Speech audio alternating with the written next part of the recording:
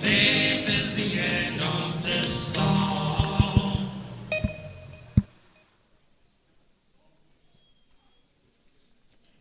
Good evening, distinguished ladies and gentlemen. Can we please rise as the speaker and the chair take their seats? And as they come, please, if you can mute your phones, we really appreciate it. Thank you.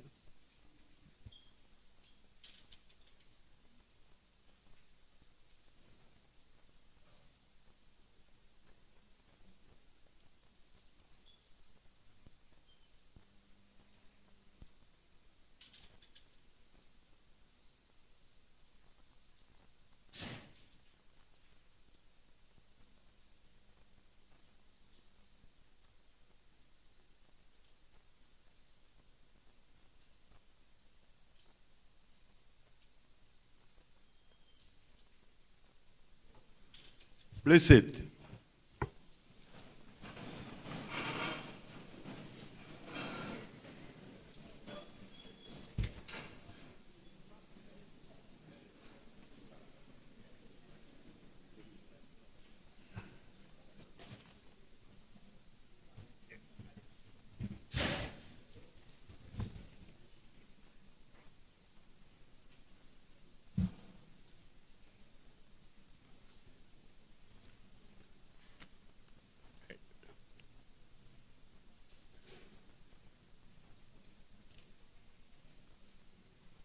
The President of the Academy,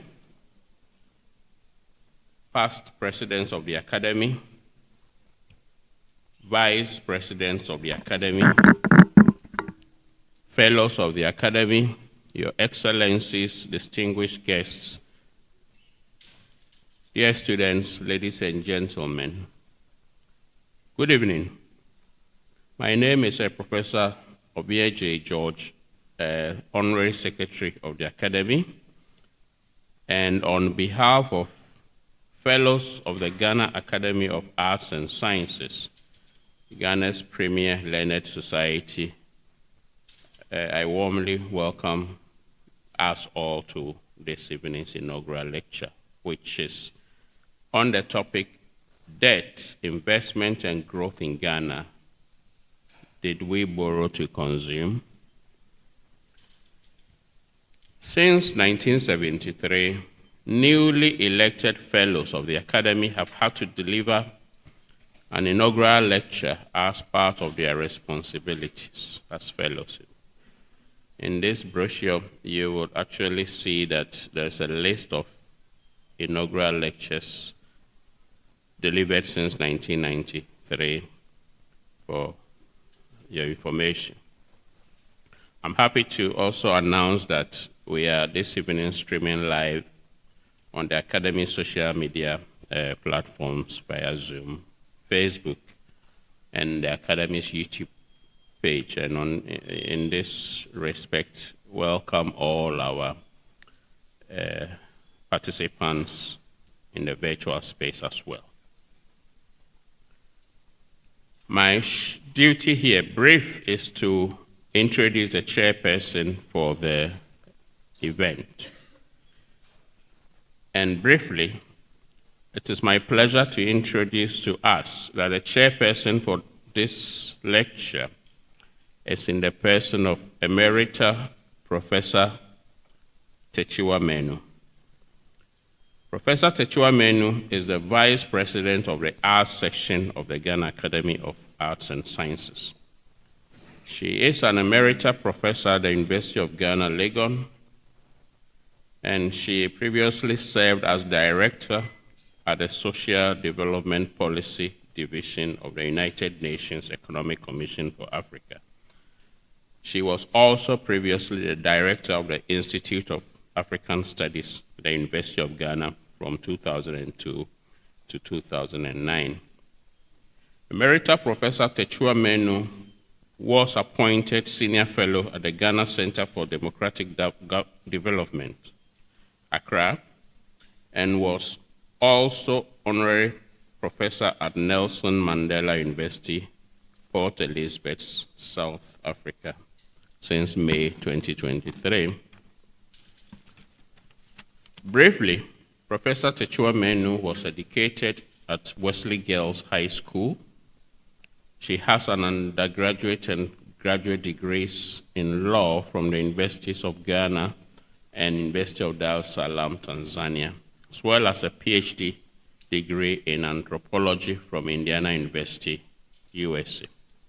Professor TAKYIWAA MANUH's research, scholarly, and advocacy interests include African development, human rights, women's rights, empowerment, contemporary African migrations, and African higher education systems.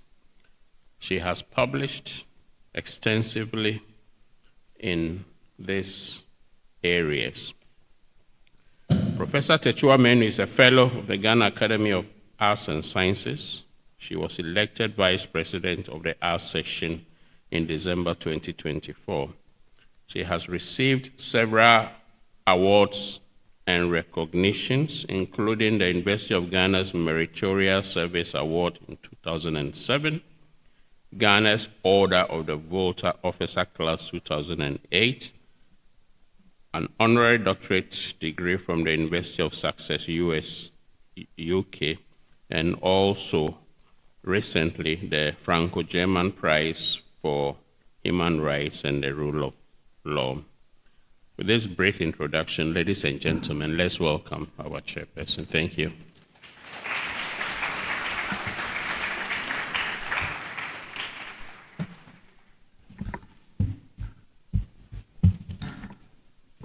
Thank you very much, Honorary Secretary. Good evening, everybody. President of the Academy, past presidents of the Academy, Vice President Sciences, Fellows of the Academy, Excellencies, distinguished guests, ladies and gentlemen, students, ladies and gentlemen of the media. Welcome to the Ghana Academy of Arts and Sciences. And I must start by congratulating Professor Peter Quartey for making the Academy look like the Academy of old.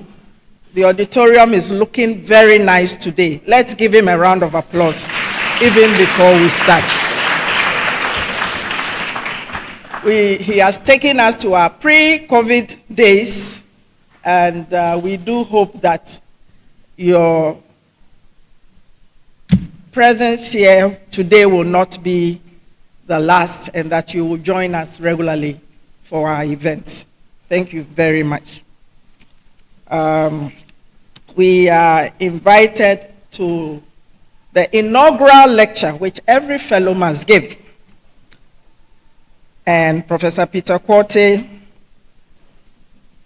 intends to titillate us today with this topic of debt, investment, and growth in Ghana.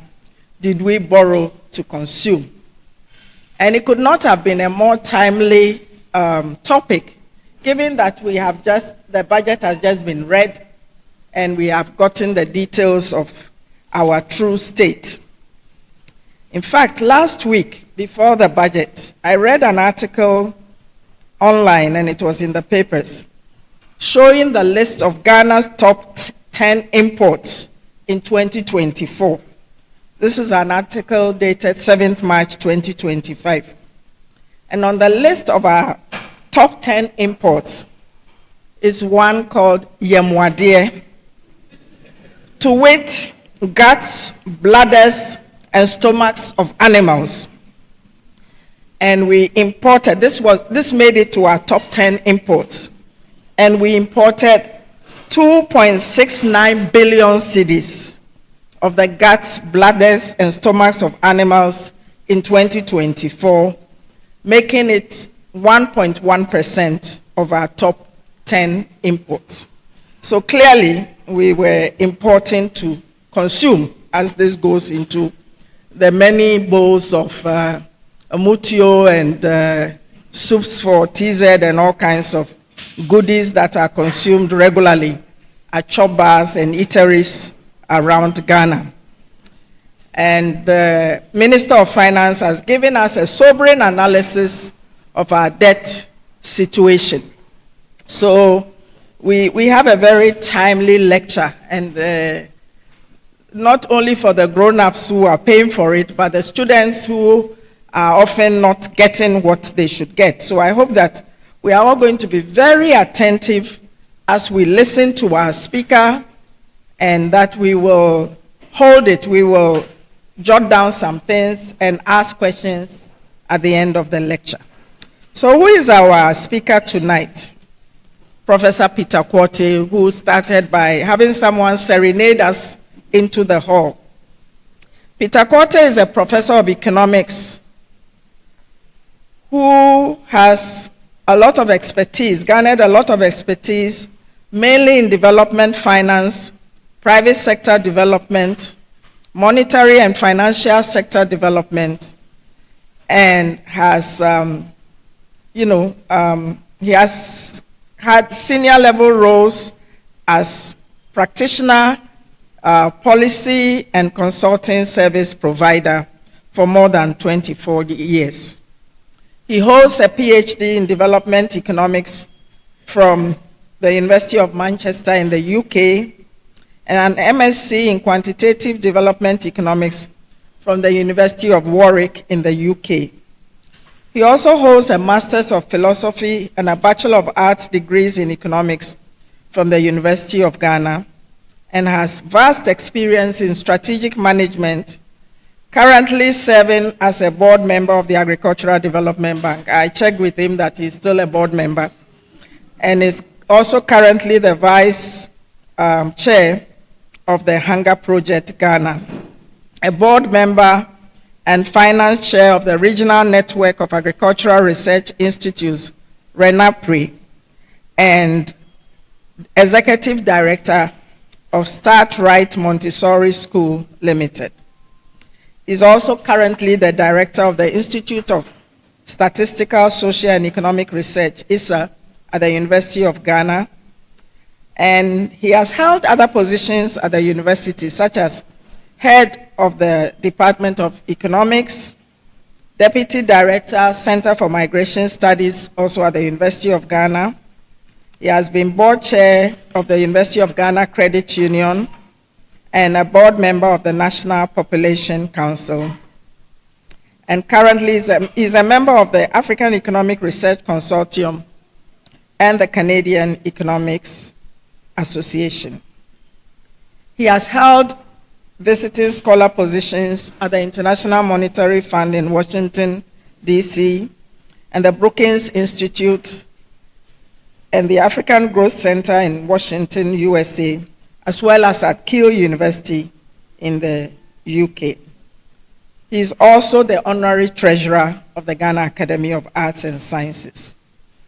An astute academic with over 80 peer-reviewed publications which enjoy very high citation indexes. He is also a public intellectual. He has a very active media engagement and is very involved in national discourse. So you will agree with me that Professor Peter Quartey is highly qualified to speak to us on his chosen topic of debt, investment, and growth in Ghana. Did we borrow to consume? Ladies and gentlemen, your speaker. Thank you.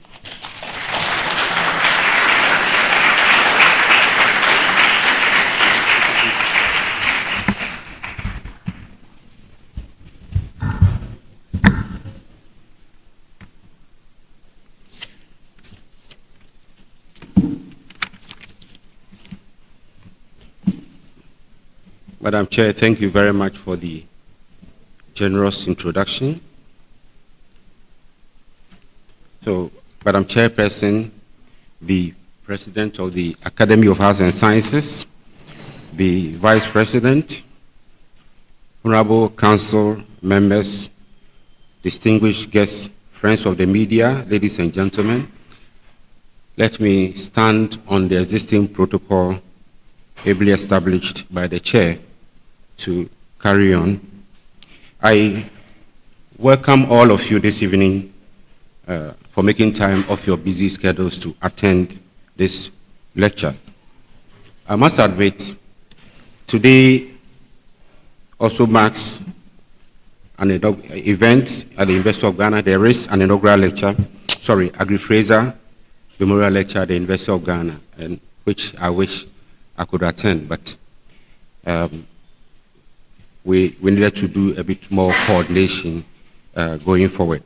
But having said that, I am very happy this evening to present to you a topic that is very dear to my heart, and also I believe to all of you as Ghanaians.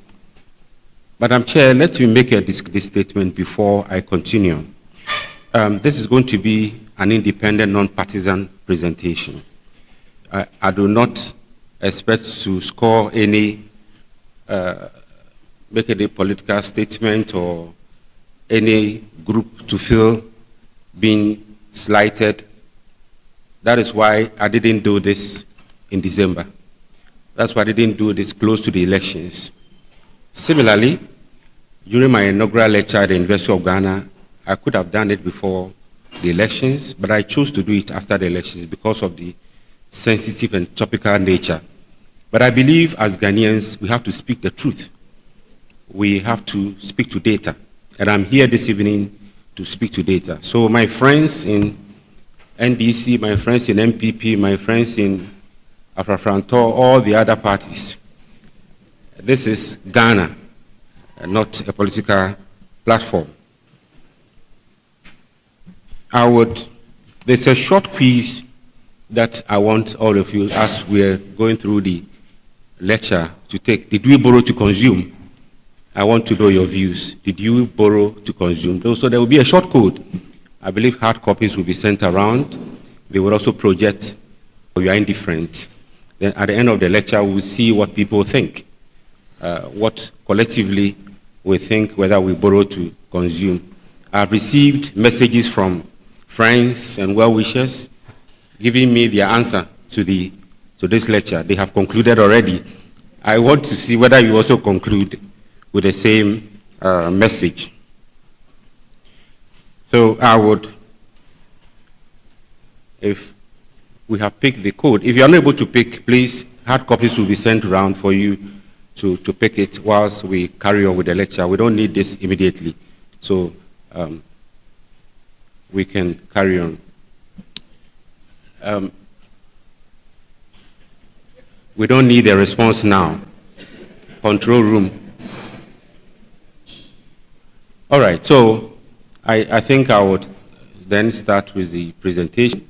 I want to give this broad outline of my presentation, take you through the motivation and a bit of literature with some key issues, and then some stylized facts about debt, investment, and growth. When I talk of investment, it's public investment, not private investment. Then the debt, investment, growth nexus, whether we borrowed to consume. That would also address the answers I saw there. I believe by the time we finish, maybe the statistics would have changed, and then give some recommendations. At the end, I will crave the indulgence of Madam Chair to appreciate a few people who have made this possible, especially sponsors. And I believe it will pave the way for others who will also present or have their inaugural to seek funding. So please, I will crave your indulgence. And I'll try and finish in good time so we can also appreciate the people that really support. So by way of introduction, our debt is loan and also grant. Aid is not free. Some can be concessional, some can be free, but they are not free. It is used to promote development. It has a big impact on social dynamics. It also, economists like ours rely on debt, especially when they are characterized by low savings, high current account deficits. They have significant imports of capital to supplement domestic resources. Basically, when they operate a deficit financing regime, their revenue do not match their expenditures. There is always a deficit that ought to be financed. So that's where debt comes in. Debt accumulation at sustainable levels is good. What is a sustainable level? The IMF says 50% of your GDP. In other words, 50% of your income your debt should be about 50% of your income. If it's more than that, they have a problem. For individuals, our salaries, if you borrow, I think the banks will tell you they have to look at a certain threshold. You need to take, the ILO regulation requires you to take about 60% of your income home. So if you are borrowing beyond that, it is not sustainable. So the same way, if you translate into public life or public finance, that is where it is. There are thresholds, and when you use efficiently, it's not harmful. That if you invest especially in high productive sectors, it generates growth. The African Development Bank estimates that our infrastructure needs are very high, between $130 to $170 billion per year. I don't think we have that kind of money. And therefore, debt serves as a significant catalyst or source of funding to meet this infrastructure development. However, I must say that excessive debt can hinder progress. Debt overhang can be a challenge because you service the debt, and interest payments can choke you. And therefore, we ought to work carefully at our debt levels. Over the past 2 decades, our debt has grown substantially in Sub-Saharan Africa, Ghana not alone. I checked the top 10 indebted countries in Africa, and we are among the top 10. From 29.5% of GDP in 2013, our debt has increased to about 59.8% in 2023, that is Africa. And for Ghana, our debt increased from 42.9% in 2013 to 82.9% in 2023, and referring to the budget statement that was read recently, it is 61.8%, but that was at the heel of debt exchange, debt restructuring. That is what has brought us to 61.8%. It doesn't mean we have been paying or we have done something very drastic that is generating income. But for that to be useful, I think it must be invested. It has to be strategically invested into high productive activities. Our investment has not matched our debt hikes, to say the least. I think you will see that despite increase in debt, it doesn't match our investment. At the sub-region, our capital spending was at 24.5% of GDP. In other words, our investment was 24.5% of GDP. In 2010, decreased by half to 12.6% in 2023. And in Ghana, our capital spending was 6.9% in 2010. By 2023, it was 2.4%. And estimates from the budget statement says our capital expenditure, in other words, our investment, is going to be 2.5% in 2024. So it tells you we are not investing as much as we should. We have also gradually shifted from the multilateral institutions. The multilaterals are the World Bank, the IMF. They give concessional loans and repayments are quite flexible. The bilaterals also do the same. The interest rates are quite reasonable, 1%, 0.5%, 2%, 3% maximum. But then we have shifted to the capital market, where we are borrowing at 8 to 10%, some as high as 19%. So that certainly is a problem. And therefore, we need to examine the threshold, debt threshold. At low levels of debt, we grow. At higher levels of debt, we do not grow, but rather it negates the expected impact of debt on investment and growth. So the key thing about the transmission mechanism is that debt translates into growth if it's invested efficiently. If you don't, then you have a problem. Madam Chair, I want to motivate this by looking at through 3 interesting case studies. I believe at the end you would see why we need to invest wisely. It's from a book I read which says The Psychology of Money. Oftentimes when I travel and I get to the airport, while I wait time, I buy a book. And I came across this book, says The Psychology of Money by Morgan Housel. Morgan used his life experience. There was one case where he worked at a valet like car wash, the taxi or auto drivers say washing bay. He worked at a valet during his college days. Then there's this technology executive who comes there to wash his car. He comes there with his friends. The guy in his 20s has developed Wi-Fi routers, and he has also started and sold several homes or houses. So he was rich, 20-year-old young person, very rich. He normally comes there with thick bundles of US dollar, $100 bills, very thick, and then he flaunts them openly, especially when he's drunk. Just flaunts them. 20-year-old, made money, you know. He flaunts the money. But he did something very uncharacteristic. One day he came around and gave, with the usual thick bundles, and then gave a few $1,000, and told the guy to go to the nearby jewelry shop and buy some gold coins, $1,000 gold coins. Then he and his friends went to the lake and threw the gold coins into the lake. What was the motive?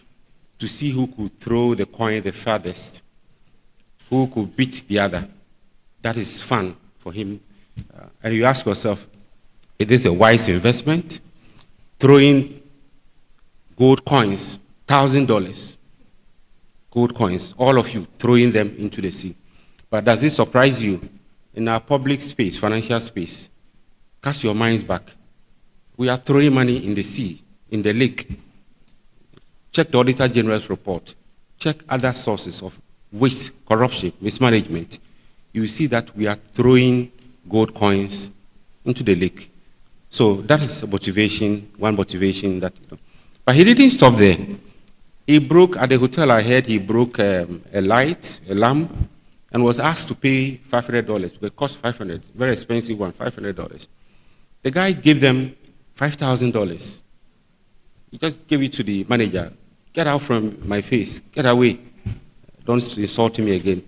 Instead of 500, he paid 5,000. Now, this kind of behavior, investment behavior, tells you a story. And I think it's very characteristic of us. We throw a lot of money away.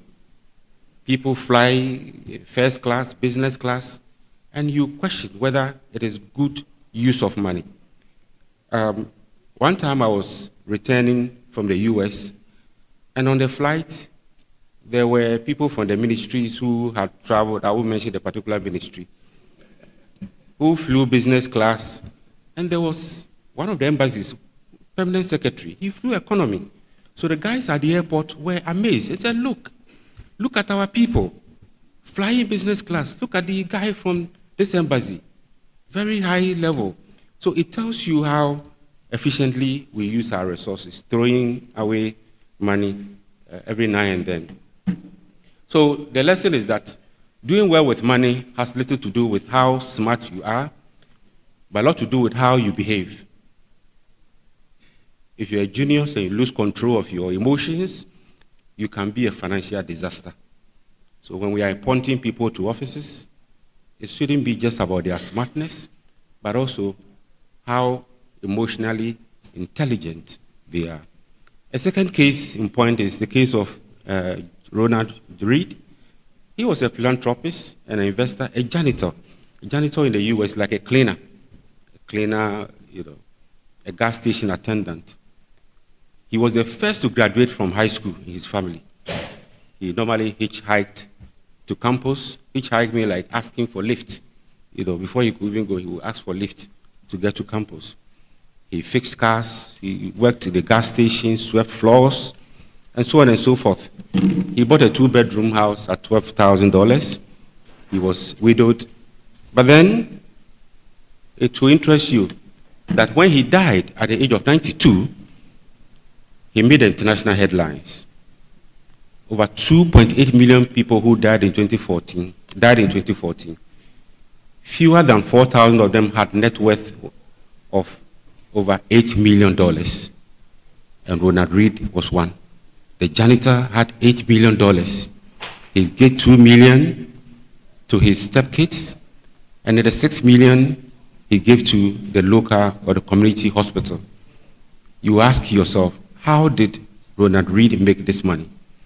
He made it because he invested in the blue chip company, stocks, and little by little, the interest was being reinvested, was capital gain. That is how it compounded into $8 million. A janitor has made $8 million. So it's a lesson for all of us.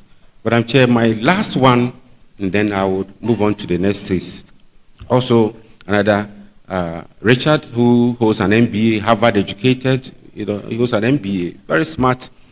He was classified under 40. It means people who were 40 years, below 40 years or 40 years, and who had achieved the list of 40 successful businesses. There is this magazine that looks for 40 people who are under 40, and he made it on that list. He was also doing so well, but what did he do? He bought a very expensive, he borrowed and bought a very expensive 18,000 square foot home in Greenwich. He borrowed, and this is what he did. That building had 11 bathrooms, 2 elevators, 2 pools, 7 garages, and it cost $90,000 a month to maintain it. Yeah, that is how he used his money. In the end, when the financial crisis came, he lost everything, he sold everything, and he became a pauper. His beach house had to be sold. So the moral lesson is financial success is not hard science, it is soft skill. How you behave, very important. It's critical for success. It is these soft skills that we have to look for, because the people we elect into office would have to, or the leadership would have to apply these soft skills to manage our resources. Consumption, investment, saving, waste, or corruption. It is not very likely that if you are wasteful in private life, when you get into public office, you are going to be prudent. It won't happen. If you don't tell the truth in private life, you will take it to public office. So I think we need to see how we invest our resources. Our limited resources are must add efficiently. But this efficiency is associated with stronger institutions. We need to have stronger institutions. I ask my question again. Have we used borrowed funds efficiently, or behaved like the 20-year-old tech giant or expert, throwing money into the lake? I think those are some of the questions that we'll be addressing this evening. I would take you through some of the literature quickly. Why countries borrow. I think I've even said some already. They borrow to invest, they borrow to consume, depending on which part of the world they come from. They borrow to finance their developmental needs, to finance infrastructure. But then when there are negative shocks, countries also borrow to finance their needs. There's also the debt overhang theory, as I mentioned. Too much debt is not good. Some level of debt is good once you invest properly. Then there's also the thinking that it reduces private investment. If public sector competes with the private sector, that can create problems. Debt discourages investment. Interest rate increases when your debt is beyond certain threshold, with greater debt servicing obligations, etc. Africans' debt drivers, we know it is because of the need for low export earnings or a big push for infrastructure. Debt thresholds are important, but poor governance is also a problem when it comes to debt management and growth. We have looked at regulatory restrictions when eased, what it also does to our borrowing. Our fiscal deficit is also a major problem that drives our debt. Unsustainable public finances. We have run a lot of deficit financing over the years. A paper we have done in the past, also of 2017, spoke about debt increasing investment using the GNMM technique across 39 sub-Saharan African countries.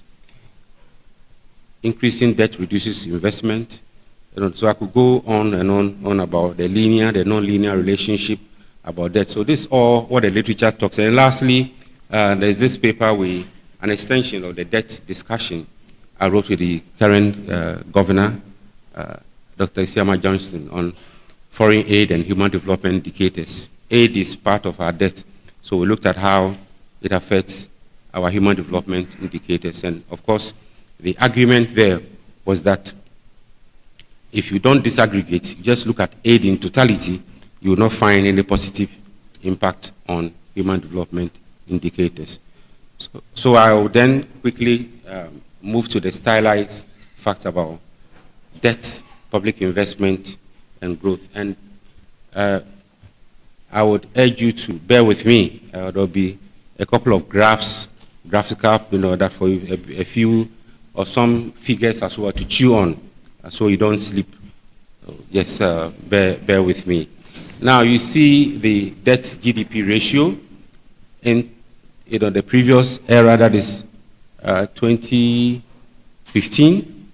You will find Ghana green. The green shows that your debt level is low.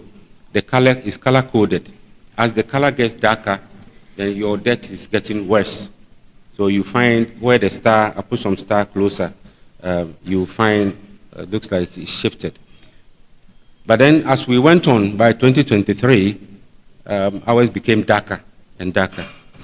That's globally how it looks like. So some are dark, some are green, some are very bright shaded colors telling you the debt levels across the globe. Then we also see the global picture shows that sovereign and corporate bond markets have grown significantly. In the 70s, we saw the debt crisis because we shifted to the petrodollar loans. There were free petrodollar loans, so countries shifted from the multilateral institutions to the commercial market and started paying higher interest rates. Gradually, they fell into debt, and the early 80s debt crisis were all because of this. We have moved back to those era again, where we are taking more sovereign bonds, corporate bonds, and paying very expensively because we are classified as a risk area. If you invested in the US, for instance, or you borrowed, you can pay interest up to 3%, 2%, but we are being charged 8 to 10%. The margin just for the risk is just unreasonable. But we go for these loans, and we are unable to pay. We've also seen significant increases in downgrades over the past couple of years. So you see on your right side the downgrades, then the upgrades. The upgrades are much lower than the downgrades. Then we look at our debt. Let's narrow down to Sub-Saharan Africa and Ghana in particular. The dark blue is for Ghana. You see our debt levels above the Sub-Saharan African average. In fact, right from 2007, 2008, we have always been above the Sub-Saharan African average. And the gap widened in 2022. Same story, debt GNI, we're still borrowing more. Then in terms of, I think I mentioned this earlier, there's a gradual surge in private creditors, 58%. Now we have shifted more of our portfolio towards private credit. That is why when it came to the debt restructuring, it was quite complex for Ghana, because we have so many of such creditors that we had to deal with, and it became a real challenge. As we speak, there's about 7% that is still outstanding that has to be dealt with. So we are shifting towards commercial credit. If you see the red arrow on the side, you see how that green has changed gradually. The bar has increased very substantially. Yeah, Eurobond issuances, you see the many Eurobond issuances, about 16 Eurobond issuances since 2013. The rates are all there. 2013, we paid coupon rate 7.88%. And you see the numbers. So on average, it was close to 8%. I mean, if you borrow in US dollars at 8%, certainly not sustainable. Now, still on debt, you see, sometimes I hear the Minister of Finance talk about rate of debt accumulation is going down. When we criticize them, then they tell us, oh, rate of debt accumulation is going down. But the debt is still ballooning. You see the red dotted line, that is the rate of debt accumulation in 2023, was 35 point something. It was in 2022 that, 2021 that it was 15 point something. So we are still accumulating a lot of debt.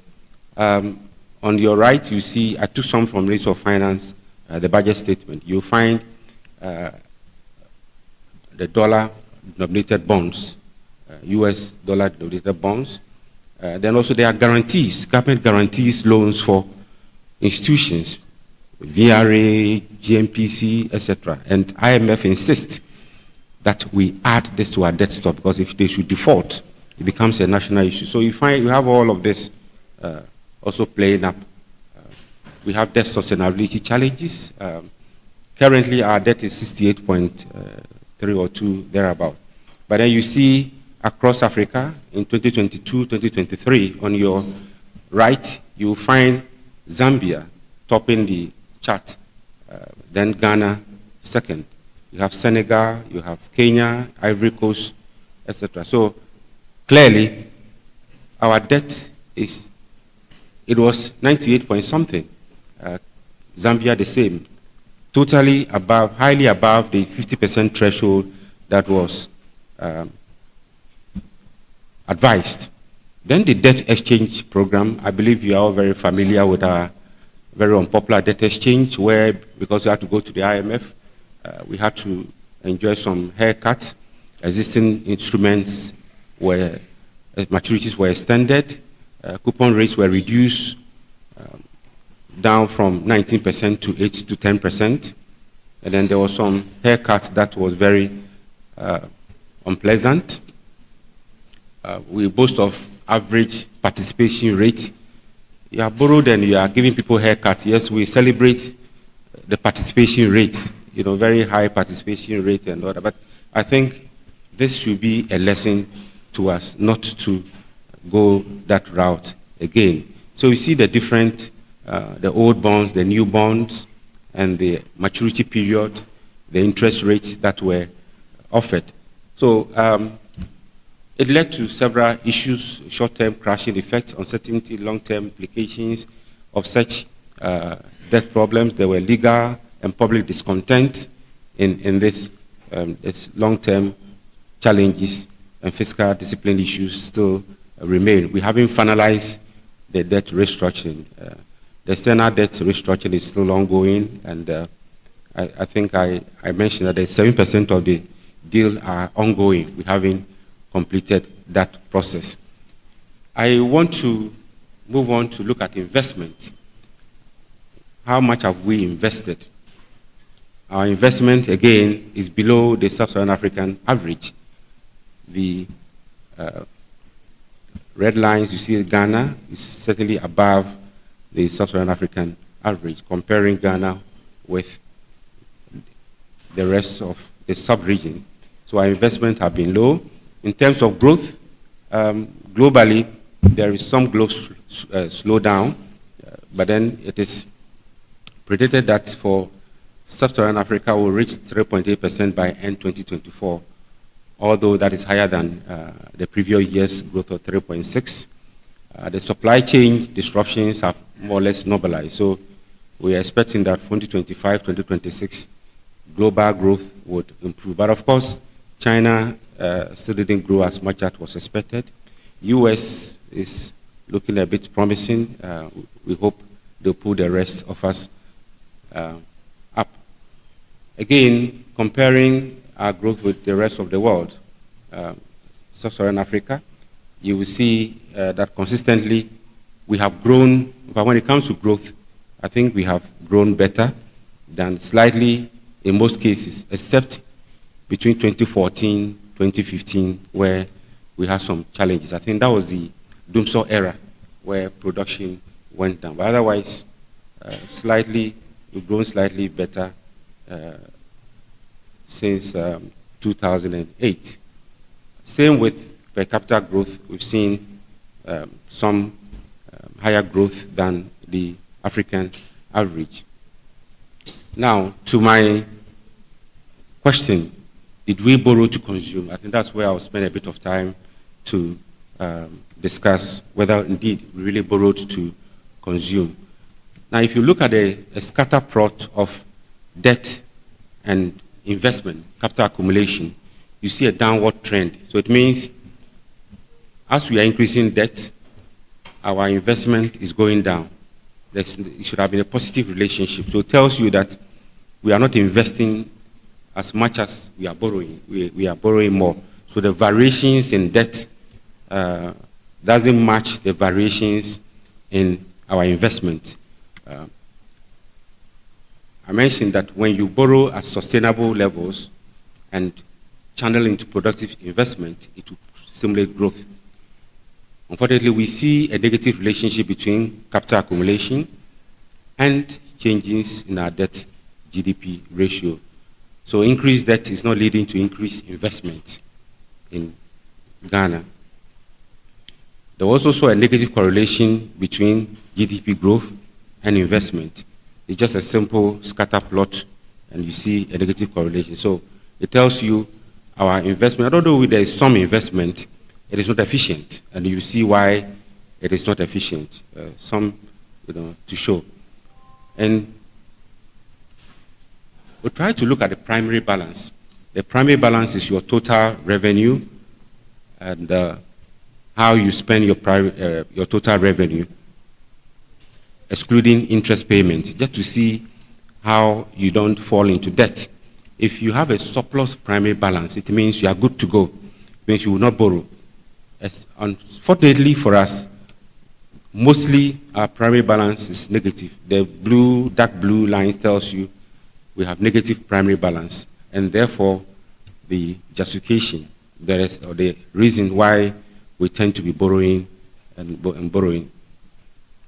Now, the chart you see, the graph you see also tells the story: debt, investment, and growth. Look at the relationship.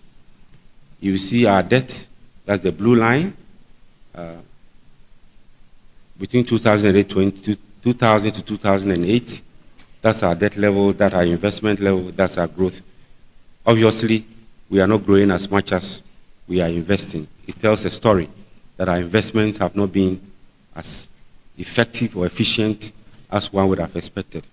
Then from 2009 to 2024, you compare these two periods, and you see the debt levels around, for that period, between 2009 and 2016, our debt levels are within up to 60 something. We see our investment levels, and also seeing our growth levels. But then when you come to 2017, 2024, you see the stark difference between debt and investment. It's very huge. So our debt even went beyond 60%, and investment was quite low. Our growth was also quite low. Sometimes, our investment sometimes below 20%, and our growth was also quite low. So it tells a story that high debt accumulation, but we're having low investment and low GDP growth. What have we been spending our monies on? Clearly, it tells you spend mostly on wages and salaries. The dark blue tells how much we spend our resources, wages and salaries. Spend some on goods and services, but mainly wages and salaries and interest payment. The blue line is interest payment. If you spend close to how much you spend on wages and salaries of your income, it's really worrying. Then our capital expenditure is quite low, in some cases really, really low.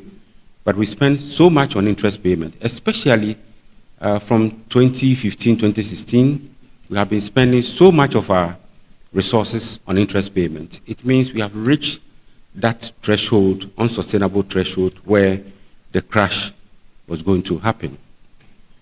We did some empirical estimations. These are just the definitions of what we mean by debt, what we mean by investment, and what we meant by growth, etc.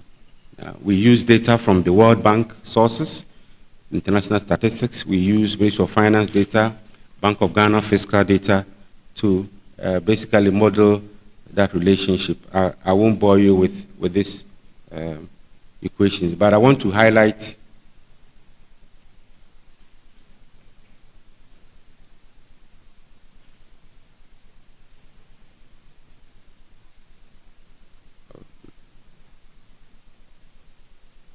it looks like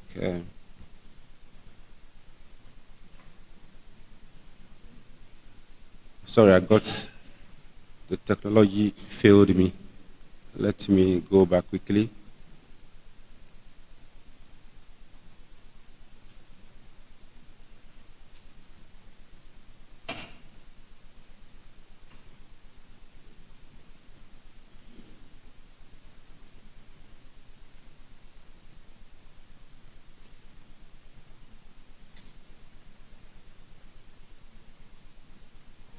Yeah, so we try to estimate growth equation, and you see debt having a negative relationship with growth.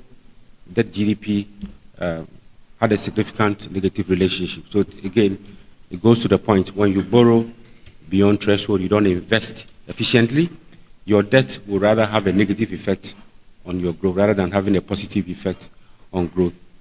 But is this, now I want to highlight, efficiency spending, average spending. You see our debt to GDP, what it does to growth if you invest. Then you see a negative relationship, debt squared. In other words, when your debt increases beyond a certain threshold, it rather has negative effect on your growth. Then the efficiency, for especially, it shows that efficient spending is very critical to your investment, to your GDP growth. So we need to improve on efficient spending to stimulate growth. There were some critical issues. I think I mentioned about efficiency issues, about our spending, our investment. Public investment is a catalyst for private sector development and productive growth. Empirical analysis shows that public investment will have limited impact on long-term growth due to weak institutions or circumvented project appraiser selection management. If we improve efficiency, it will increase infrastructure quality without deteriorating our fiscal position. So we don't need to spend too much with the same amount of money. If we improve efficiency, we'll get better outcomes. But then it is associated with stronger institutions, low dependence on natural resource revenue. That's why what some of the empirical studies pointed out. So we try to follow a study by the African Development Bank to look at efficiency, health spending efficiency for 41 African countries, sub-Saharan African countries. And Ghana ranked 26th with a score of 31.1%. We used the data envelopment analysis and also applied World Development Indicator data. So we ranked 26 out of the 41 countries, and our score was 31.1%. Look at the top. You know, Zimbabwe, Eswatini, Lesotho, Cote d'Ivoire, Cameroon, Nigeria, Chad, etc. So it tells you that, yes, we are spending money, we are pretending to be investing, but we are not efficient with our investment. We tried same thing on health. But for education, in terms of educational spending, we had 34 countries, same data envelopment analysis. Ghana ranked 8th with a score of 64.6%. But again, look at Kenya's score and look at that of Ghana, 20 percentage points difference. So although, yes, we are above average, our outcome was still has some inefficiency in there. It is also because of the outcome variable that is being used. We are using primary and secondary completion rates. That certainly we are better when it comes to school completion rates. But if you have used educational quality or other measures of education, I believe the efficiency, each story will be different. Then, again, to speak about our poor investment efficiency, which compromises returns, we took the African Development Paper, and you see Ghana, it was estimated that averagely there was 39% gap, in other words, inefficient gap on average. Ghana was a little above the average of 61%. In other words, our efficiency score was slightly above 61%, translating debt finance into public investment. It meant we were losing about 39% of any investment we made using debt to finance. We are losing through poor public investment management, and that is why we are not seeing much growth whilst we accumulate so much debt, but it's not translating into growth. We then looked at a few projects that have been financed, debt finance projects, the Sino Hydro Loan project, the details you would find, it was approved in 2018 by Parliament. The loan was worth 2 billion. It was made between bauxite, repayment was going to be done through bauxite, 15 years repayment, and with some interest rate. These are some of the projects that was going to be financed. And also we looked at the aphorism loan, another very important facility. Now, it was going to finance a lot of projects, 15 capital projects to be financed, Jusu Konongo, Ofanko, and so on, and many, many others. But then the projects, or the third one is our famous Palugu Dam, the multi-purpose dam that I thought was a very great initiative, because every time there's a spillage of the Bagri Dam, I wonder whether we cannot have a dam to channel this water. Wonder whether we cannot be like Burkina Faso, where they produce onions, tomato, through irrigation. So that for me was a game changer. This dam was going to provide electricity, generate 60 megawatts of electricity, 25,000 irrigation scheme, flood control system, and it was estimated to cost $993 million. Government has disbursed a total of 12 million so far. 6 years on, work is yet to start on the project. You can imagine what $12 million can do in our communities. We have lost this money. It's similar to the tech giant throwing the coin in the lake. We have thrown away $12 million. So all these projects I've highlighted had challenges. They had challenges, problems with appraisal, no rigor appraisal. We don't even know the source of funding, whether the source of funding is even guaranteed. We don't know. And let me emphasize that it's not just with the immediate past government. Previous governments have been guilty. We have had projects that have been abandoned. We have projects that have not been completed because we are too optimistic. We don't get guaranteed funding, and then we commission such projects. So efficient issues or inefficient investment has been a major challenge for us. Madam Chair, I would want to draw a few conclusions as I bring the lecture to a close. Debt is good for growth, provided it is given at sustainable levels, provided we contract debt at sustainable levels and invest. We invest in infrastructure, we invest in human capital, etc. An increase in debt initially increases investment in both the volume and efficiency. Borrowing is good if you borrow to invest, and also if you invest efficiently, certainly it will generate growth. The implicit threshold effects are there. At some lower levels, you will get the gains. At higher levels of debt, you will use the resources to service the debt, and therefore you will not get the most out of your investment. So it makes it less, it reduces the volume of investment, it makes it less efficient, and it hurts economic growth if you borrow beyond sustainable level. African debt has consistently risen beyond sustainable levels, especially over the past 10 years. And in Ghana, it worsened between 2019 and 2022. The growth in debt, as I showed in the graphs and also in the estimation, didn't commensurate with the growth in capital formation or investment to translate into growth. Ghana spends a greater proportion of borrowed funds on recurrent expenditure and interest payments, especially in the last few years. And therefore, a greater part of the debt accumulated was consumed rather than channeled into productive investment.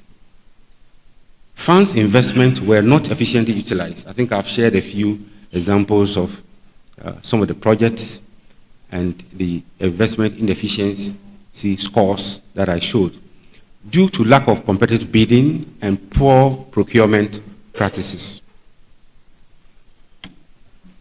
What is the way forward? We don't always have to lament and lament, we need to know the way forward.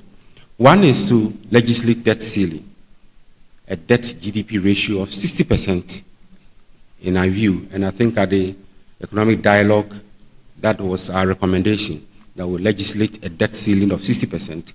ECOWAS is proposing 70%, but I think that is too high, because if you slip from 70, you're likely to get into the 80s, and then we'll try for a debt exchange and restructuring. So let's keep it at 60%.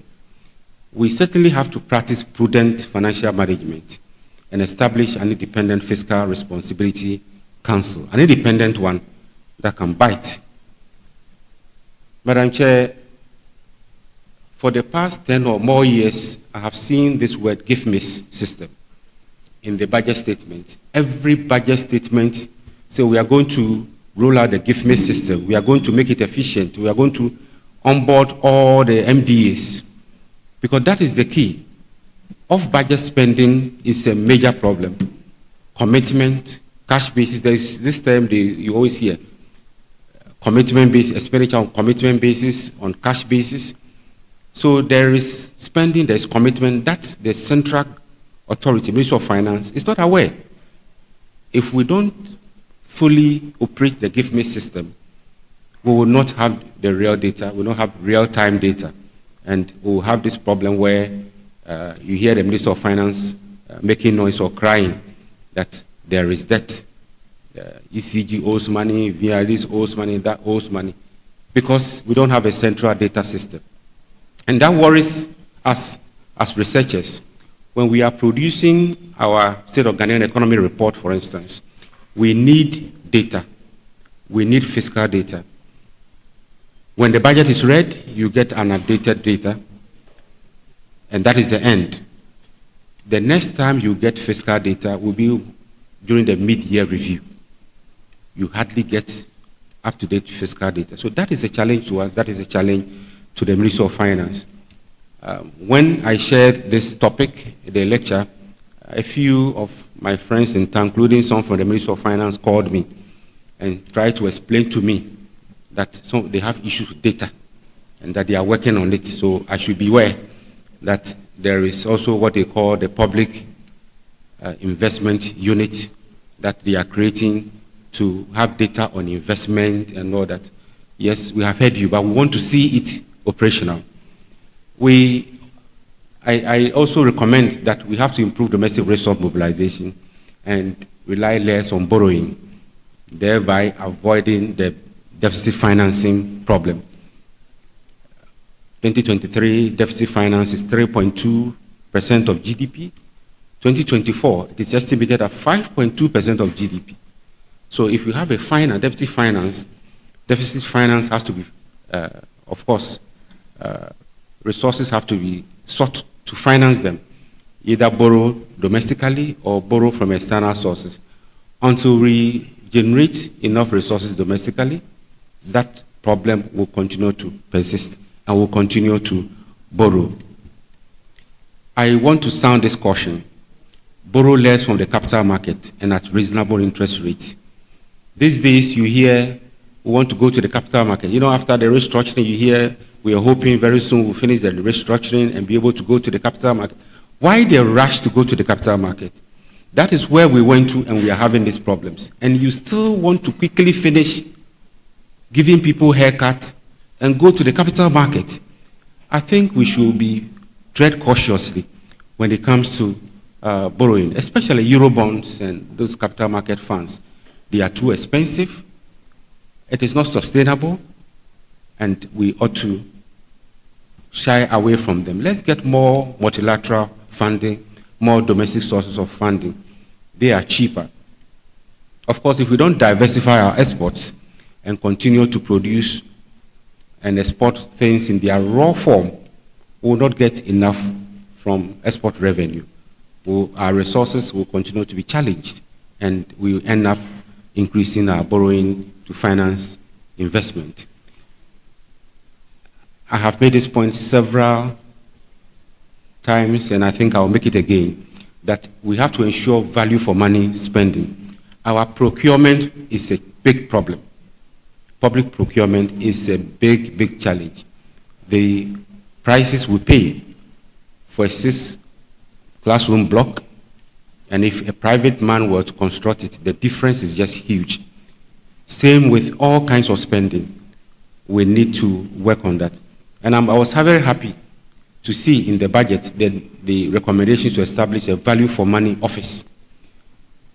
We need to amend the public procurement law to include the establishment of a value for money office, where there will be procurements will be scrutinized. And I think I have said we need to try and get this value for money spending really operational, rather than having it in our budget statement, just like the gift-miss system. So let's do forensic audit. That will uncover a lot of the things behind the veil. Oftentimes we say we need 3 invoices, 3 suppliers, etc. For all you know, it's the same person, the wife owns one company, he owns one, the brother owns one, and they bid and take, you know. So let's look at this carefully. Value for money office, so that we go behind the veil. If we should do that, we will save this country a lot of money, and perhaps we may not need to borrow. Ghana needs strong institutions which ensure effective oversight, overspending, investment. Parliament has to be up and doing. You know, when the Fiscal Responsibility Act or law was suspended, I was very disappointed that the minister was given a blanket suspension. It should have been an annual suspension. Every year, come, let's review, and then we can extend. So by the time we realize things have gone out of hand, I think Parliament should be more responsible in ensuring that the Fiscal Responsibility Act, when passed, and every other oversight that they have, they ensure and keep the people in check. I'm happy to report that I serve on PIAC. I'm a member of the PIAC. I represent the Academy on PIAC. PIAC is doing a wonderful job because part of the oil revenue is supposed to be used to finance some projects, community projects. So construction of boreholes, schools, etc. When we go for site visit, projects that are reported to be 80%, 100% complete, sometimes you need a cutlass to weed so you can find your way to the place. And there is resistance sometimes to even go and inspect projects. But this institution is doing a great job that we need to resource them. Unfortunately, they are mainly financed by government. The very institution you are trying to check is that institution that is financing you. So if your allocation doesn't come, whether you can go to the field and check them, it's up to you. I think this is, if there are philanthropists or other donors here, I want to use this platform to make a call that let's resource this institution and make it work. Otherwise, a lot of resources will go down the drain. Auditor General's report comes out every now and then, and a lot of money, but whether we prosecute the people involved, who knows? We need to work on that. The judiciary, when cases come speedily to address that. So I think we need very strong institutions if we want our investment to be efficient, we want investment to translate into growth. Otherwise, we'll continue to consume our borrowed funds, and that will not augur well for us. Last but not the least is that capital projects should be carefully selected through a national development planning process. When we are selecting some of these projects, I think let's look at the national development plan, our medium-term strategy, what we want to achieve, and select some of these capital projects, not based on partisan interest. During the last elections, I didn't see much of that, but previously, you see the incumbent cutting sword. In fact, unplanned, see them with their sword, moving left to right center, cutting sword, when these are projects that have not even been planned. We cut sword and promise and implement. So by so doing, we are committing our budget into projects that have not undergone through any feasibility studies, and that doesn't help. Finally, and related to my earlier point about data issues, you will notice that quite a greater chunk of the data I used were from the World Bank, from the international sources. You ask yourself, where is our local institutions?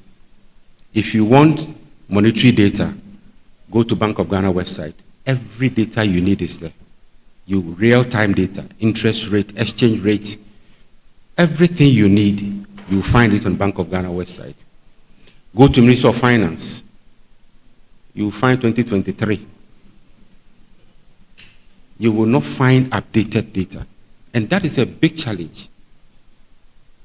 That the investment data that I'm showing is not optimal, it's not the best, it's not the total. That there were some that have not been captured. But if you don't capture them, how would I know?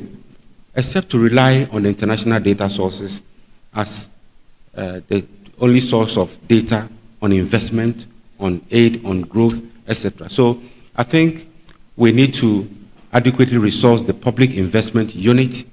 If you go on the Ministry of Finance website, you see there's a unit like that that has certain mandates, and we need to resource them to capture investment expenditures properly. So, Madam Chair, I would thank all of you and end here for now. Thank you very much.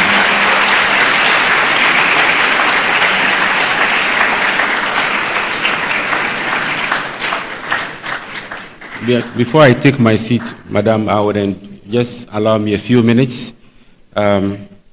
Maybe we can see the results of our poll. Wow. So 77% here, yes, we borrow to consume. 18 said no, and 4 said they are indifferent.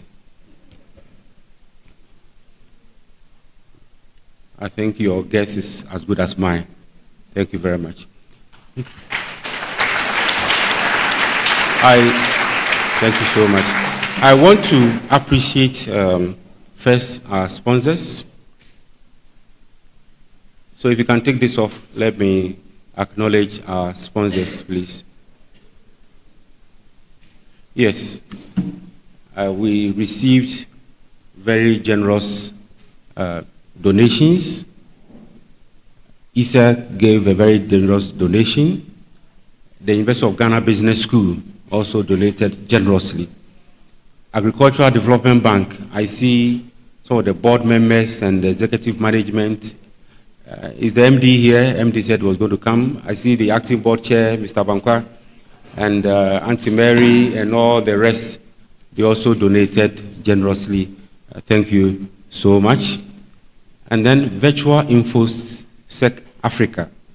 They provide security solutions, security doors, CCTV cameras, and then they also have another company, Virtual Security Africa. They cyber security and all the other forms of security. They provide all kinds of security. They also donated generously to support As soon as, I didn't ask. In fact, the CEO just reached out to me and said, I want to donate. Then Startright Montessori School, Startright Christian College. If you are here, just give us a wave. I think, yes, the managing proprietress, Mrs. Alice Quartey is here. They also donated generously to support what we are doing here today. Then we have individuals, philanthropists, Professor Botexin and Professor Japoma Jekedakun. Are you here? If you are here, give us a wave. I think they are hiding. They are behind us. They also donated generously. So thank you so much. Stanbic said we're going to donate, but I didn't get a check. So I'm using this platform. If you know the MD, Mr. Asomeni, tell him we are waiting for their check. I've mentioned their name. Stanbic, you are here. Okay, so the MD is here. Madam Kate, please, before he goes, let him remember and then get. So Stanbic, thank you so much. Thank you for the generous donation. Yes. Thank you. Finally, let me appreciate a few people. Please, if I don't mention your name, forgive me because I have a tall list. I will mention some.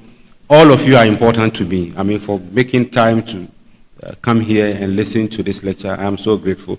So to the Academy, the council members, and the chairperson, Madam, thank you so much for availing yourself. Emeritus Professor Aite and Mrs. Aite, and I thank you so much. All the president, the immediate past president, council members, Professor Piedu, I see you, and Dr. Tinje, CEO, and Emeritus Professor Tego, Professor J. Mensah, and all of you, everybody, I appreciate you so much. Please, can I go to the list before I forget and get into trouble? Yes. So our sponsors, I think I've mentioned the sponsors, ISA, ADB, VSA, Virtual InfoSec, Startright, Professor Texin, and the Japoma. Then my postdocs. I have two very active, hardworking postdocs. Dr. Daniel Safo. Daniel, if you are here, just give us a wave. Yes, Daniel. And then also Dr. Aisha Ibrahim. I try to be gender balanced, Madam, so I have a female postdoc as well. Aisha, are you here? Yeah. Okay. Thank you very much, Aisha. And also, thanks to your husband. He has been supporting us with data, and then sometimes very late in the evening, I call you, I send you a message, and I feel I've been inconveniencing you and the family, but he doesn't mind. So thank you very much, Mr. Adam. Can I see my list, please? Let me run through quickly. ISA staff and management. I see them dressed in the ISA cloth. The administrator is here, the accountant is here. I need to thank them, otherwise they won't write the check, they won't sign the check, right? So thank you very much. Our communications and some of the professors are here. Thank you so much for coming. UG93, I see our president also here. Yes, Maggie D and the team, thank you so much. ADB board, management and staff, you have been amazing. I know I've been a troublesome member because every now and then I'm organizing something and inviting you, but you make time to join us. Auntie Mary, the board chair, and all of you, I'm so grateful. We, of course, Startright staff and management and staff, and the students are here. Startright students are also here in their numbers. We had to take some out because I hear they came in 3 buses. Many of them wanted to come. We had to take them out, but you make time. Staff, students, thank you very much. And then New Life Interdenominational Church. The church is also here to support me, led by Reverend Solomon Usuansa. The clergy, Archbishop Susanna Matthew is listening online. Bishop Grace Flesher is here. I think I saw her. Auntie Grace, thank you very much, from Lighthouse. then Reverend Solomon as well, Apostle Akwa as well. Students and alumni from Accra Academy, Wesley Grammar, Presec. So Accra, just, Bloby, where are you? Accra? Blow, yes. Where's Jean? Yes, you are here. And then Presec. Oh, that here, yes. The reigning champions, Science and Math Quiz. The next one we have Laboni Secondary SHS. Laboni? Yes, thank you for Madam. Achimota School, are they here? Yes, I think they are out there. Motown, Akura, hey, Posterity to hey. Then you have, but all of them, all the big people are here. Motown, thank you so much for coming. I'm so grateful. Next on the list, let me finish quickly. So UG faculty, I have a lot of UG faculty. The provost of College of Humanities is here. I told him to go to the lecture, but he managed to pass through, and then I think by now he's gone back to the University of Ghana. But thank you so much, all the UG faculty that are here. He's still here. Thank you very much. And then my family, the Quartey family. I see Mr. Isaac Quartey here, my other sibling. Yes, some couldn't make it. I'm the last of 11 children, so you can imagine. Some are old, and therefore they couldn't come there. So you have to salute my mother and my father for the hard work. People see me and they say I'm being lazy. All right, so thank you, brother. Then the Akofo family, my in-laws, thank you so much. Gifty, Dr. Gifty Akofo, and the rest, thank you so much for coming. Can I see the list quickly? Let me finish so that we, yes. Then St. Mary's old students. Mary's. Yeah, Veritas, yes. Very solid group. They're always behind me. I'm so grateful for all the support you provide us. Then all friends and well wishers, I am so grateful. And lastly, and finally, my wife, Mrs. Alice Quartey. Alice, thank you so much for supporting me.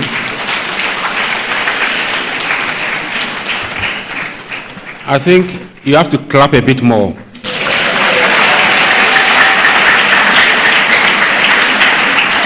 Because today I read a story, somebody posted something on the, I think on the academic platform about Socrates, his wife.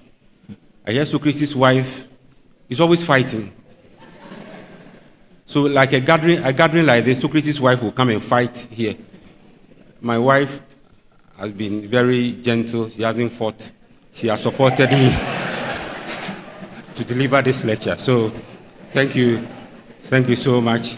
And my children, Michael Quartey, Carl Quartey, Peter Jr., and then Ian, and then Priscilla. Thank you so much for coming. They are not family. I'm grateful for coming. And all of you, in fact, if I think I'm between you and the cocktail out there. There's a cocktail refreshment. I think the secretary will announce, so I will not say much except to thank all of you and say, may God richly bless you for making time to join us. Thank you.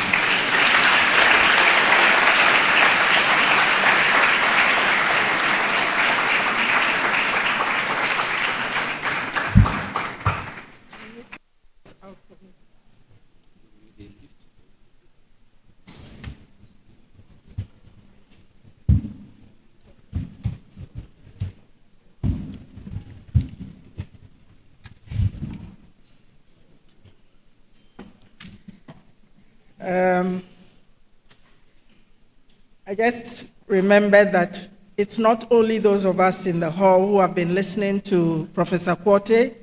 There's an online audience, and thank you for also joining us. So shall we give another round of applause?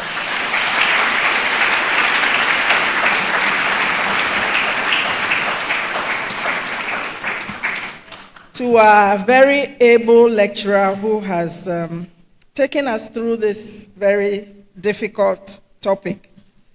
Peter, I'm envisioning the headline tomorrow. Why the rush to go to the capital markets, Professor Quartey?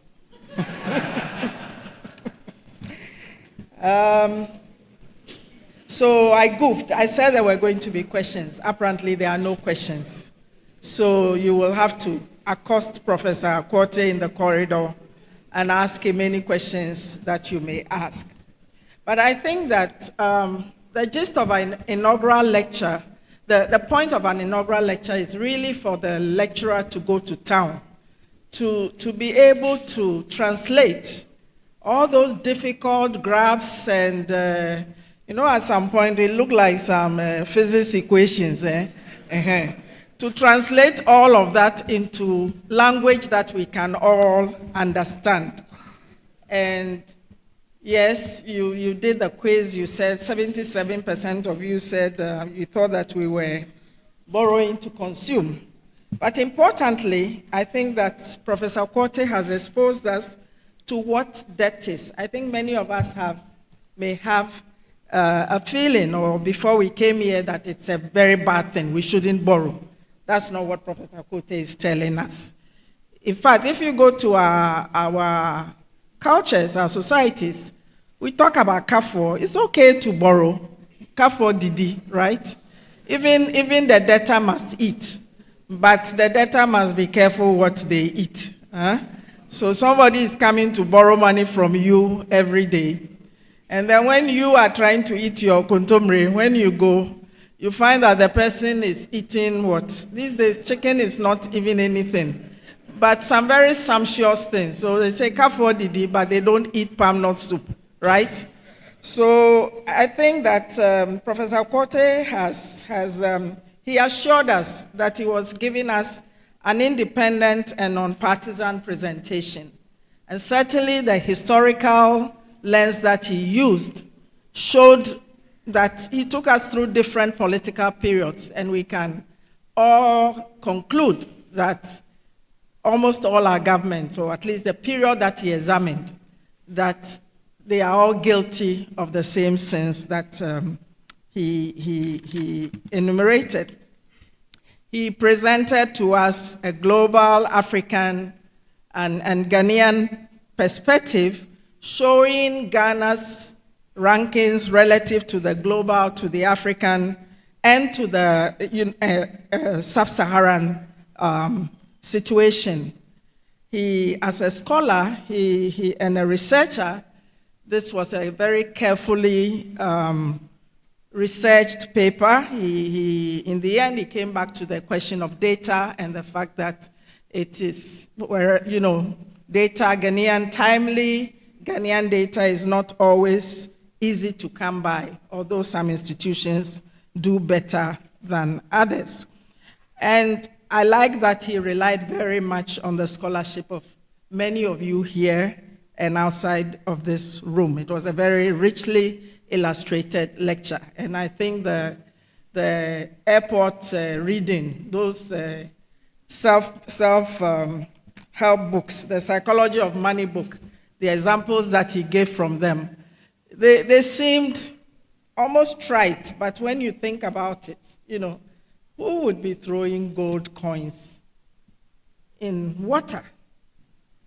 But apparently we do it every day. We waste money. Some people have no emotional intelligence. Even when they have the money, it just disappears. And then a house with 11 bathrooms. I mean, you're just wondering how many people live there? How many times do they have their bath? But this kind of wasteful expenditure, I think we can find many parallels in our national life.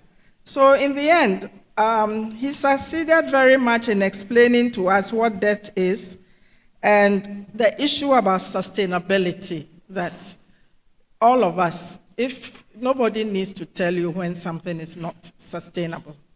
If you earn 1,000 cedis and you spend 2,000 cedis, and especially if the 2,000 cedis is used to buy consumption items. They're not invested. And he told us what we could invest in that would guarantee us good returns.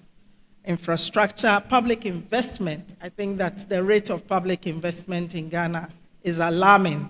And sometimes we comfort ourselves, oh, we are doing better. And Peter has shown us the tables. We are not doing better. We are among the bottom in Africa. In fact, on some of the things that he showed us, it was only Zambia, right, which was capping it. We were right there. So in the end, he's telling us that debt is good for growth, provided it is at sustainable levels and it is invested efficiently. And I think that we can go home with this message about efficiency, about blocking the waste, about having some criteria for determining even what capital investment we should make, because it seems to be sometimes some pet projects. And he's shown us that Ghana's debt has consistently been over the sub-Saharan African level, and that we have spent much of it on recurrent expenditure and interest payments. So it's not even generative, it's not really doing much for us. And the efficiency issues. And lest we say that, oh, he gave us two examples, health and education. And on health, yes, we didn't do well, but education, we were among the top. But he's telling us that it's because of what was being assessed in education, and that if the criteria was different, we may not have fared so well. He's giving us some recommendations about setting a debt ceiling and sticking to it, and suggesting that it should not be above 60%. But even 60% is still not sustainable. You told us that it had to be 50% or so. Why are we only getting to 60%? I know we are coming from a very high level, so maybe it's an aspirational thing. And that we should have prudent public financial management, functional gift-me systems, and that we should borrow less from capital markets, but especially now that we are also getting into a lot of financial nationalism. I don't know how realistic that is going to be. And the need for strong institutions. That some of the institutions have been mentioned, and it's worth another lecture in itself, how to make Parliament really the headmaster or the supervisor. PIAC was favorably mentioned, issues around the Auditor General and the judiciary. And of course, the whole issue of value for money, a value for money office, and ensuring that there is not the political interference, but the independence that is needed. So we're going home tonight with a lot of issues to mull over. This lecture is prepared, it will soon be available.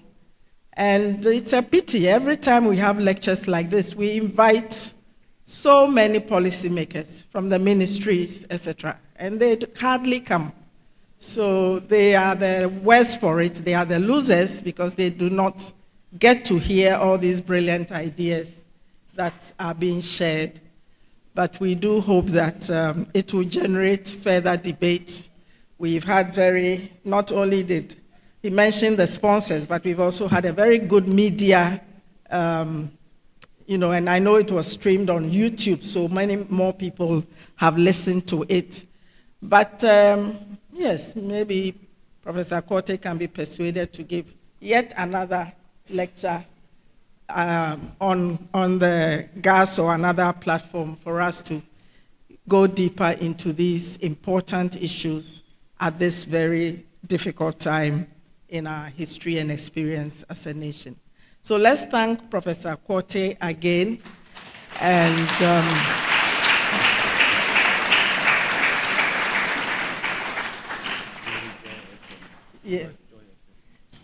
so let us acknowledge Joy FM and all the many microphones that I see here, and hope that you carry the message loud and clear, and those who were not here with us can still benefit from the wisdom and knowledge and expertise that was shared this evening. Thank you very much.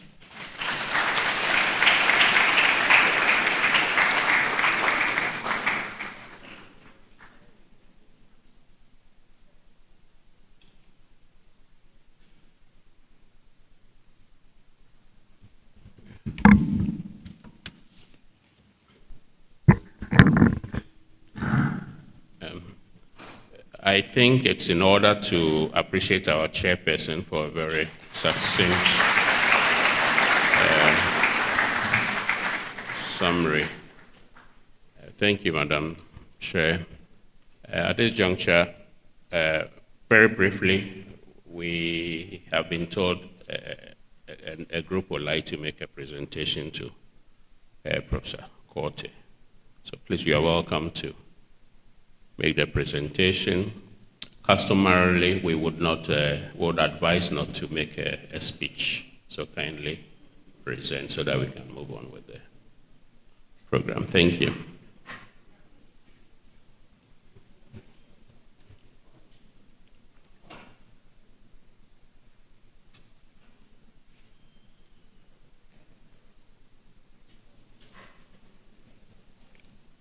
Right, so this, I understand, is a presentation from the Institute of Statistical, Social and Economic Research.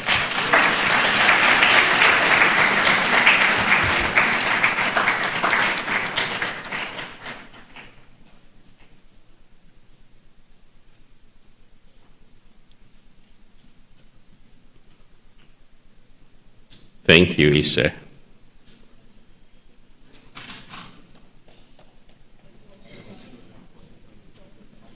Right. So a loud round of applause. The Quartey family.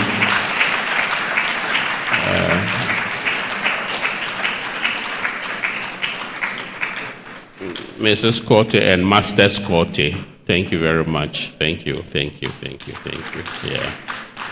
Mm-hmm.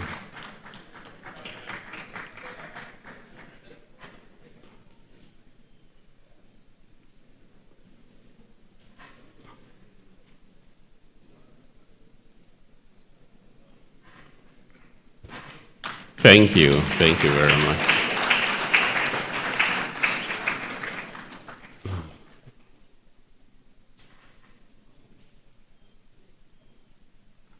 Thank you. Announcements. We would like to announce that there would be an inaugural lecture to be delivered by Professor Kweku Apia Edu, FGA, on the topic Harnessing Technology for Transformative Monitoring and Evaluation, a Framework for Sustainable Development. This lecture is coming up on May 8, 2025, in this same auditorium at 5:30 p.m. We are all cordially invited. Acknowledgements. Professor Quartey, thank you for acknowledging all the sponsors. I think you would agree with me that they have all been mentioned exhaustively.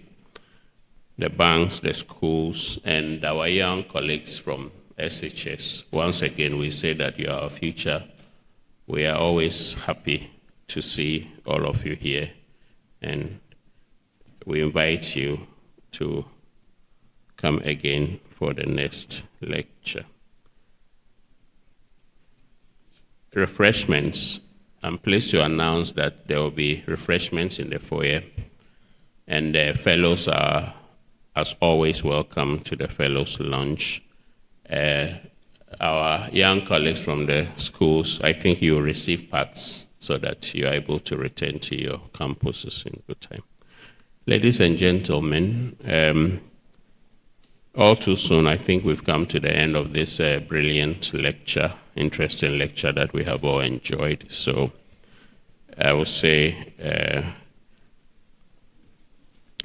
We thank you all for making your presence felt here, both in person and virtually. And we hope to see you again. At this juncture, I will kindly ask that as the speaker and the distinguished chair leaves the podium, you may respectfully stand so that. Thank you.